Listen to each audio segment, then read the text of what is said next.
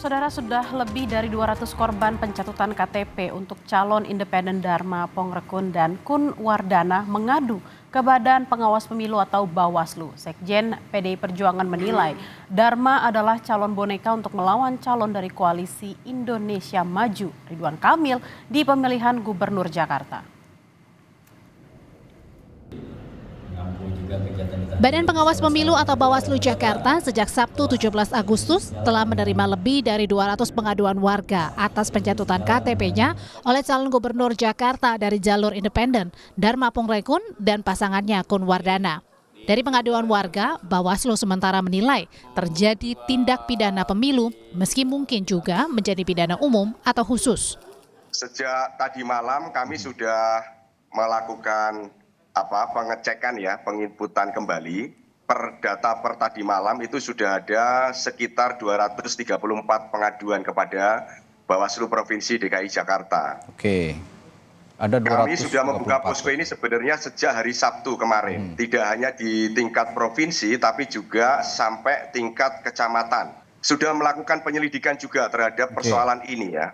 Analisa kami sementara ini bisa masuk juga di dalam delik dugaan tindak pidana pemilihan, tapi juga tidak menutup kemungkinan masuk juga di ranah tindak pidana umum ataupun tindak pidana khusus. Lolosnya pencalonan Dharma Kun sejak akhir pekan ramai dikritik masyarakat karena sejumlah KTP diduga dicatut demi meloloskan Dharma Kun ke Pilgub Jakarta. Salah satu korbannya adalah politikus PDI Perjuangan yang KTP-nya dipakai untuk mendukung Dharma Kun. Ada Ketua DPC PDI Perjuangan Jakarta Timur, Saudara Rio. Itu KTP-nya juga dicatut. Padahal sebagai anggota partai nggak mungkin ya untuk memberikan dukungan kepada calon perseorangan karena seluruh anggota partai menunggu keputusan dari Ibu Megawati Soekarno Putri dan keputusan itu akan diambil setelah melihat berbagai dinamika politik yang berkembang saat ini yang menunjukkan arah demokrasi yang tidak sehat. Menurut Sekjen PDIP Hasto Kristianto, upaya meloloskan Dharma Kun adalah cara membuat calon boneka buat Ridwan Kamil yang diusung Koalisi Indonesia Maju.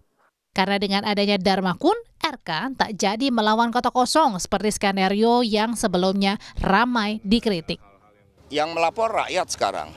Jadi kita juga melihat sedang mengidentifikasi dari internal PDI Perjuangan yang KTP-nya dicatut bagi kepentingan penciptaan calon boneka. Dugaan pencatutan KTP warga Jakarta bermula dari tweet mantan Gubernur DKI Jakarta Anies Baswedan di akun X pribadinya. Anies mengunggah tangkapan layar dari laman kpu.go.id yang memperlihatkan data dua anaknya dicatut pasangan Dharma dan Kun. Juru bicara Anies menyatakan tak cuma anak, tapi juga KTP adik Anies dan anggota tim Anies yang dicatut. Menanggapi Anies, KPU Jakarta menyatakan KTP dua anak Anies tak lolos verifikasi faktual. Kami langsung melakukan pengecekan. Ya. Contoh misalkan datanya anaknya putra Pak Anies Baswedan. Ya. Kami cek memang yang bersangkutan dari sisi administrasi masuk sebagai data dukungan. Namun dalam verifikasi faktual statusnya menjadi tidak memenuhi syarat. Nah, jadi status data dukungan yang bersangkutan dalam verifikasi faktual dinyatakan TMS. Tapi bukannya mereda, penjelasan pihak KPU membuat warga yang jadi korban pun bereaksi. Mantan pegawai Komisi Pemberantasan Korupsi alias KPK Aulia Postiera yang juga jadi korban melaporkan hal ini ke polisi sebagai pencurian dan penyalahgunaan data pribadi. Anggota Dewan Pembina Perludem, Titi Anggraini, menilai saat ini pihak Bawaslu wajib menindaklanjuti laporan. Karena bagaimanapun proses verifikasi KTP tersebut perlu diselidiki apakah dilakukan dengan benar atau tidak. Ya. Dan ini bisa masuk ke ranah tata usaha negara, misalnya bahwa keputusan KPU tentang penetapan pemenuhan persyaratan nanti bisa saja akan ada keberatan ke Bawaslu. Kalau Bawaslu tidak memuaskan, mereka akan lanjut ke Pengadilan Tata Usaha Negara karena di undang-undang kita disebutkan syarat dukungan yang ditentukan 7,5% kalau di DKI itu harus disensus betul-betul bertemu dan didatangi secara faktual. Nah, pertanyaan masyarakat kan sekarang nih Bang Ihsan dan Pak Beni ya, kita kan tidak tahu yang 668 memenuhi syarat itu siapa. Karena Oke. memang yang bisa mengakses hanya individu pendukung. Ya. Dan sekarang spekulasinya kalau kemudian tidak diberikan kesempatan, misal Bawaslu nih kalau mau progresif, dari 668.000 yang dinyatakan memenuhi syarat itu, atau 670.000 sekian itu, audit sampel deh, faktual oleh Bawaslu, ambil berapa sampel. Kalau ada satu saja yang ternyata tidak memenuhi syarat, sebenarnya itu sudah menggugurkan pencalonan.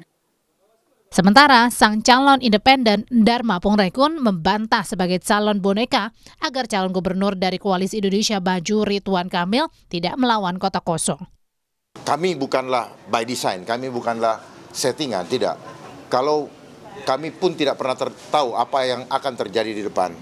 Jadi dari awal Februari kami mulai bekerja dan mulai Mei kami mendaftarkan diri sampai detik ini kami betul-betul berjalan bersama rakyat dan tidak ada siapapun di belakang kami.